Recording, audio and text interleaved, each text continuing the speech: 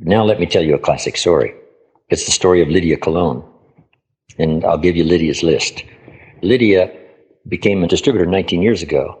She was a single mother with 2 children, no job, ill, and in the hospital. She invested $1 in her career. Today she's president's team, does business in many countries, and she's rich, millionaire, owns property, lives in a beautiful home, drives a big Jaguar. Showing you how she did it is the magic of network marketing, starting with only $1. Now, if you have to start with $1, here's what I learned at age 25 that changed my life forever. One of the philosophies my mentor taught me. Here's what he said. 5 years ago, I started teaching it in Russia. In Moscow, they had 8,000 for me in my first class. Here's what I taught. Profits are better than wages. Wages are okay for making a living. Profits are super okay for making a fortune. And when my mentor got me started part-time, age 25, here's what he said. Now, Mr. Rohn, here can be your testimonial. I'm not only working on my job to make a living, I'm working on my new business to make a fortune. And he said, you can't believe the difference in attitude every morning, going to work on your fortune, not just going to work to pay the rent. I thought, wow, profits are better than wages. Every American and every child should be taught profits are better than wages. Every American should turn part of their wages into capital. Now, let me give you the definition of capital, because Marx was wrong and Lenin was wrong. The communist philosophy was wrong. First, the communist philosophy said all the capital belongs to the state, not the people. We taught that's ridiculous. The capital belongs to the people, not the state. Communists said, no, people are too dumb and stupid. You got to take capital away from all the dumb, stupid people and give it to the all-wise, all-knowing state. And let the state own and run everything, and let the dumb people show up for their work assignment.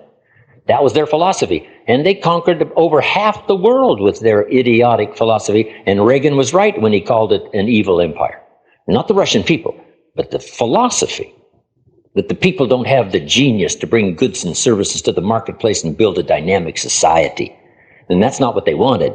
They wanted a totalitarian society that they could run and dictate. Stalin killed 36 million of his own countrymen because he had all the money. He could hire whoever he pleased. Who could dispute his word? Nobody. That's why we've got 3 branches of government. That's why we say capital belongs to the people, not the state. That's why we say the safety of capital is in the hands of the many, not the few. In the hands of too few, it becomes tyrannical, not opportunity. Interesting study. I could have debated Marx and Lenin back in those days. They were wrong, desperately wrong. Not only were they wrong politically and socially, they were wrong in how their philosophy devastated the people's lives. It's going to take $1 trillion to clean up East Germany. They've spent $500 billion. They got another $500 billion to go just to clean up one country after the devastation of the wrong philosophy lasted for so many years. So I go to Moscow. Now I'm teaching profits are better than wages. I'm teaching capitalism, not far from the Kremlin. Farm kid from Idaho. Unbelievable. Now I gave him the definition of capital. Let me give it to you because it goes along with Lydia's story. Capital is any value you set aside to be invested in an enterprise that brings value to the people, hoping to make a profit. That's about as simple a phrase as you can use on what capital is and the process called capitalism. The capital is the dollar. The process of investing it in an enterprise, bringing value to the people with the hopes of making a profit, is called capitalism. Now, the communists taught capitalism is those big, powerful companies that abuse their workers. They were wrong. Too bad it took, 75, 80 years to undo all the misery with such a philosophy. So capital is any value you set aside. Now, if you set aside $1, here's what that's called, the money capital. But that's not the only capital. And I'm going to give you the rest of the list. Lydia's in the hospital ill. She's got no job. She's a single mother with 2 kids. Somebody tells her about products and shows her a brochure with testimonials and the products. Lydia says, I think I can sell that product. This person says, wonderful. I'll get you started. Lydia said, I don't have any money. This person said, it's not important. How much do you have? Lydia said, maybe $1. This person said, that's enough. So with $1, she bought the brochure with the testimonials and the products and a button to wear, and that cost 60 cents. Out of the hospital, The 40 cents she had left, she put gasoline in her broken down car. Now here's the rest of the story. What did Lydia have besides the dollar that now makes her rich? And I'm going to give you Lydia's list. If you're ready, say I'm ready. Yes, Jim, as you can hear, we are ready. But why don't we take a 30-second mental break before you begin?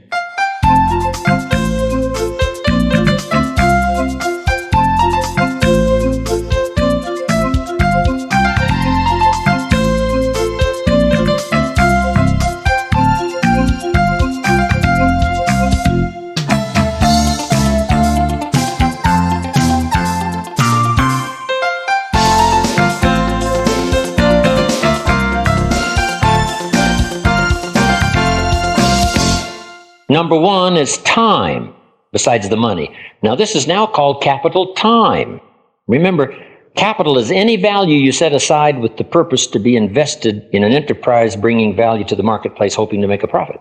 So you set aside the money. Now, the money, like the dollar, is what we call seed corn that the farmer has to plant in the spring. The seed corn he wouldn't eat, the seed corn he would not feed to his family, the seed corn he wouldn't be generous with and give it away. You can't be generous with your capital. You can only be generous with your profits. Once you understand that, a lot of things clear up.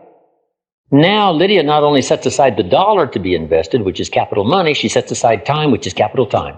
Here's what this time is. Time you don't waste, time you don't give away, time you don't use up. It's time that's invested in an enterprise that brings value to the marketplace, hoping to make a profit. So now Lydia's got two things working for her, capital money and capital time. Guess what's more valuable? Time is more valuable than money. You can get more money, but you can't get more time. Now here's the rest of the list that Lydia has to invest besides her money and her time. Next is desperation, which if channeled into a purpose can be constructive instead of destructive. Now desperation out of control finally probably leads to suicide. But desperation, saying like, I have to. If you now have some purpose toward which to direct your desperation, now it can turn out to be a positive instead of a negative. So here's what we call it, a positive negative. They say if you survive your first heart attack, you may now live to be a very old person. If you survive the first one. And then the doctor says, if you have another one of these, it's over. And you say, whoa. And you make it for the health food store. And you start buying the books and jogging and doing the push-ups and taking the stuff so that alert, if it didn't kill you, if it became an alert now, becomes positive instead of negative. So it's a positive negative. Negative that turned down positive. So Lydia now says, I have to. And I have to is one of the most powerful forces in the world if it's channeled in a hopefully positive direction.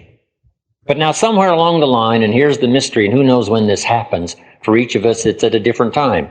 When desperation turns to determination, and the language changes from I have to I will. It's who knows when that happens. But I will is 10 times more powerful and less dangerous. Now the will can be out of control. Power tends to corrupt. Absolute power corrupts absolutely. But I will can be the most extraordinary force in your life. If you can finally get from I have to I will. Benjamin Disraeli said, nothing can resist a human will. Determination. More valuable than money. If you got enough determination, you only need $1 in some program, depending on the program.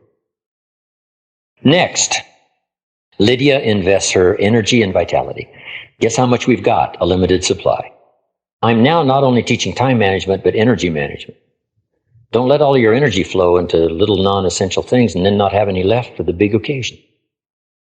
Energy management as well as time management. I have to use that for myself, doing business around the world. You can't travel like the 40 countries I travel to around the world. If you saw my schedule, you would say impossible. I'm probably one of the only ones in the world that can do it. And part of it is energy management as well as time management. Energy and vitality. It is so powerful. Now, here's the next one. Now we start getting into some heavy stuff here. Next is courage. Because when Lydia first started with the brochure and the story, people said, no, now you got to have courage to talk to the next person. All the money in the world can't buy courage. But if you've got it and you reach for it and it's there, it'll serve you well. But your mind goes into all kinds of spasms, right? when it doesn't work at first, saying it's not going to work, it's not going to work. But that's part of the game. Could you win if you couldn't lose? And the answer is no. That'd be silly. You can't win if you couldn't lose. The great adventure of life is good and evil. You've got to have both to make a scenario. What if you took a football today and walked out to the stadium and walked across the goal line? Would we cheer and say you made a touchdown? No. We don't call it a touchdown until there's a game to play. And you got to face the 350-pounders that want to smash your face in the dirt. Then if you muscle by and dance by, cross the goal line, we cheer and say you made a touchdown and maybe you won the championship. But without a game and without opposition, there is no championship. You can't win if you can't lose. So this is where courage comes in. To get past this, but it's the life scenario. Sadness and joy. There's a time to laugh, but there's a time to cry. Most of the music of the world is written in the minor key.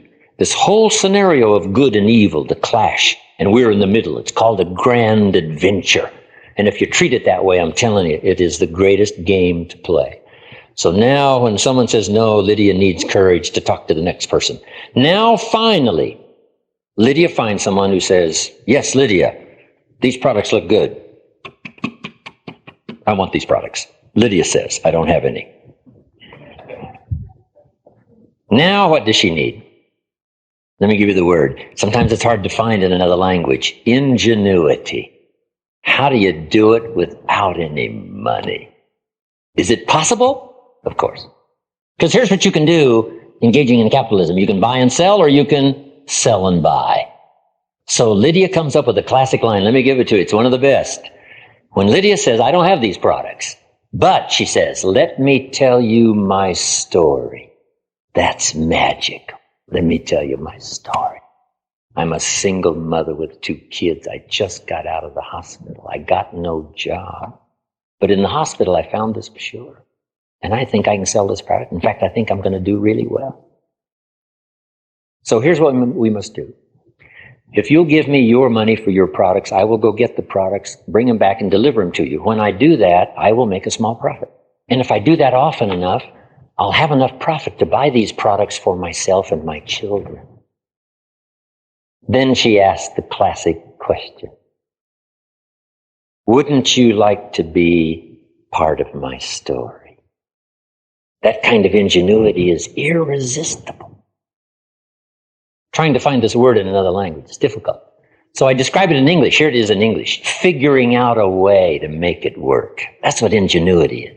You figure out a way. You try the front door if that isn't open. You try the back door if that isn't open. It's got to be a window open. Plan A, plan B, plan C. If that doesn't work, we'll do this. Someone says, I can't get this neighbor of mine or this relative of mine to buy the product. I said, sell everybody around him. Then he'll be the only one left to buy. There's always a way, isn't there? Where there's a will, there's a way. With ingenuity and an opportunity. That's all you need is ingenuity and an opportunity, and then you only need $1. The rest you can figure out. Too much money sometimes clouds the issue. And now you don't need to use ingenuity. You don't need to develop this strength and power figuring things out. That's why sometimes it's best to go broke sometimes. Then you can figure out how to scramble back, not only for your own sake, but now to help others. Ingenuity. Now let's go for the rest of it.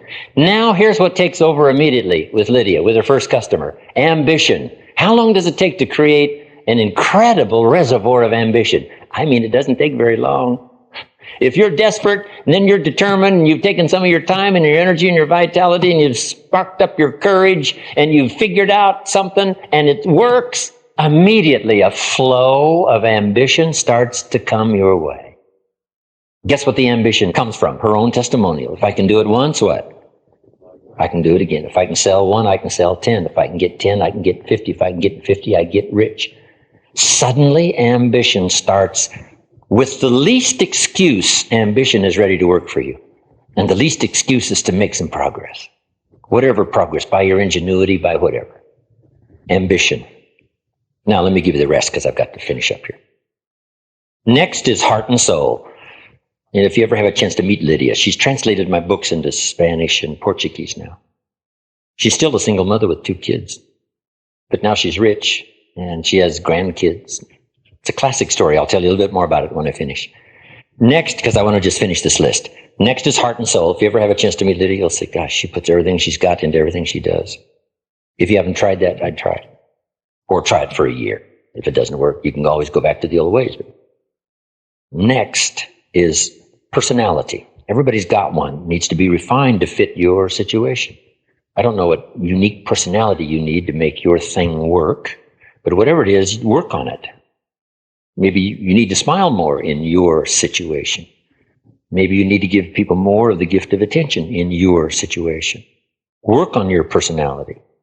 Work on language, because sometimes we use inside lingo on the outside world and it doesn't fit us. Guy says to me, we need to get into the Word. I thought, how small would you need to be? I said, no, we got to get into the Word and we got to stay in the Word. Really?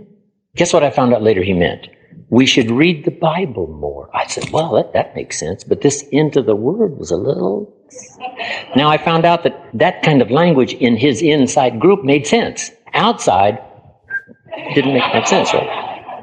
So you got that now? Inside lingo, you got to be careful not to use it on the outside world.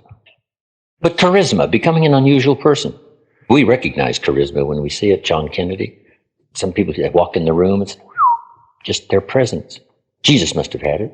Unusual charisma. Because he didn't say that much. To recruit the first 12. I mean, he just wandered around the countryside and every once in a while he'd say, you follow me. See, that's short. That's short. And I think the reason he got by with such few words was because of his charisma. One man left his tax job. Another one left his fishing nets. They just followed from this charismatic, unique person. And if you work on it, you can become an unusual person. Gifted in sight, gifted in language, gifted in heart and soul, gifted in getting across the message of your sincerity and your story. Next is faith. Lydia now believes that these products are going to work, that the whole thing is going to work. But here's the greatest part, faith in herself. Looks like I can do this. Looks like I can learn it. Those early steps of faith are so colossal in terms of their effect on your life and your future. But guess what? Faith is available to everyone. The disciples said, we just need an increase in faith. Here's another one, compassion. Whatever business you happen to be involved in, maybe, compassion can really work for you. Truly trying to understand other people's challenges and see if you might not have an answer. The key to fortune is given in such a way, the chance to be enlightened in a self-interest way. Enlightened self-interest. John Kennedy taught the fortune formula. The Bible teaches it. Zig Ziglar says it in a unique phrase. Here it is from the Bible. Service to many leads to greatness. The question was asked, how can we achieve greatness? Great wealth, great power, great influence, great recognition. There's all kinds of greatness. And here was the answer. Find a way to serve the many. And one of the greatest exciting adventures of network marketing is a way, the ways and means to serve the many. You might wish to serve the many and you haven't got the ways and means. And here comes along an opportunity that says, here's an opportunity. Maybe this one would help you to serve the many. Now you can achieve all kinds of greatness. Trophies to put on the mantle above the fireplace. Great money, great wealth, great power, great influence. Now, John Kennedy taught it in his inaugural. Don't ask what the country can do for you. Not the key to greatness, but ask, what could you do for your country? That's the beginning of what we call grassroots capitalism, what you could do for your country. Kids can do it. Don't tell me a child can't buy a bottle of soap for $2 and sell it for $3. Next door, Ms. Brown, Mama uses this soap. It's only $3. Ms. Brown says, I tell you, Johnny, I got plenty of soap. Johnny says, better let me come in and check. Kids know how to sell, right? They don't need classes. They don't need to go to school. She says, okay, here's my $3. Now he has to be taught not to spend the whole $3. And the kid says, well, that makes sense. You'd be out of business. That's right. Some adults don't know that. What a great way to learn capitalism at its grassroots, right? Teach kids how to have 2 bicycles, one to ride and one to rent, right? Remember that? You don't have to be General Motors to get into business. So, compassion might work for you if you've got an answer somebody needs and you can take it in incredible quantities and quality of service. Your fortune is assured. Here's another one, trust. Trust the future, trust the possibilities. The future is going to be better than the past because we can use the past to design a better future. That's why. The gift of turning nothing into something and pennies into fortunes. Now, let me tell you the rest of Lydia's story. I'm trying to get her to write a book about her life story, because here's part of the story. She was born in Puerto Rico. There were 2 rich families in Puerto Rico, very rich. The son of one family raped a girl of the other family. To settle it all between them after the apologies were all made, they decided, no use taking it to law. We're strong enough and powerful enough. Forget the law. Since everybody's made the proper apologies and it's all done. But here's the deal. When the baby's born, throw it away. They agreed. The baby born was Lydia. They wrapped it up, threw it in the trash. A nurse happened to come by and saw what happened. After everybody was gone, she came and rescued Lydia out of the trash can, took her home, and kept her till she could find somebody to raise her. So begins the story of Lydia Cologne. What I want her to do is write a book with the title, From a Trash Can to a Millionaire, with the magic of network marketing. Won't that be exciting? Incredible story. Now that's just the beginning of the story. I mean, the drama goes on and on in some of the most incredible situations Lydia was in that you can imagine. But through it all, her belief in God and spirituality and her church and the company, those around her that taught and trained, and fortunately, she heard about my tapes even before she got involved in the business. But many contributions made to her life, but that's an extraordinary. So here's the deal with network marketing. You got to write it down. A chance to make an investment in other people's lives. And here's what I call it that makes it even more dramatic. And you've given me that opportunity today to invest life into life. I take a piece of my life and my time and invest it in this many lives. Think of where it might go, the little investment I've made of my life, my time, my experience into your life. If you invest life into life, there's an excellent chance of it starting a miracle. One, it starts a new life, right? Never to be the same after we've gotten here together, shared some experiences. But now you have the opportunity to invest life into life. And network marketing is the greatest place, the greatest area to do that. And it's also fortune making. Now Zig's philosophy. Zig and I and Tommy Hopkins just did a tour of Australia. The three of us. We've worked with each other, but we've never been on the same program. And we did 4 cities in Australia, the three of us. It was unbelievable. 4,000 came in Sydney. It was incredible. Zig's got such classic stuff. Zig says money isn't everything, but it ranks right up there with oxygen, right? But here's the one Zig's famous for right around the world. Zig says, if you help enough people get what they want, you can have everything you want. And the best way to achieve that, people with modest education and modest means like I was, farm kid from Idaho, network marketing was the secret and the answer that got me from there to here and gave me a chance to invest in a lot of people along the way. Now, here's the miracle of what also happened here today. I get to go home with you. Is my name on your notes? Okay. And we took some pictures, and you bought some books and tapes. So that means when you leave, I go with you, right? That's one of the benefits. I get to go with you. When you speak, maybe a little bit of something I've said today will show up in your language, show up in whatever you say, and I get to sort of ride along and influence you. With the cassettes, maybe I can whisper in your ear a little more often. But that's not the end of the story. When we finish here today, I get to take all of you with me because I remember all of these occasions. Some of them are so dramatic and so unbelievable in my trips around the world. And this one has been dramatic as well. So when I leave here today, I will take all of you with me in my thoughts and in my heart. Thank you very much. God bless. Wow. Jim Rohn, ladies and gentlemen. Cheers, everybody. Give him a big hand.